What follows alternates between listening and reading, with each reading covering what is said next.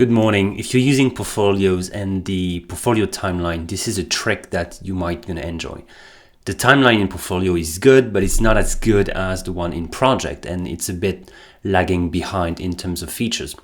And we all hope that it's gonna get better.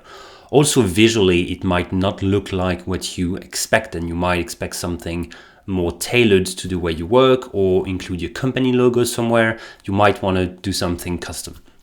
What we've seen other clients do is go into their portfolio, go into the portfolio menu and click on export. They will then sync that portfolio with Google Sheets. That's a feature that Asana offers.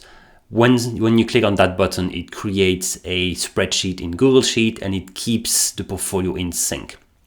The trick here is that Google Sheet actually has a widget called Timeline, and you can embed an actual timeline in your Google Sheet file, and then you can decide completely on, sorry, my dog's leaving the room.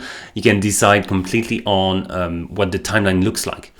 So you can really customize the colors, customize the visual appearance of the timeline. So waiting for the timeline to actually get better into Asana, maybe you want to do this and sync your portfolios with Google Sheet timeline.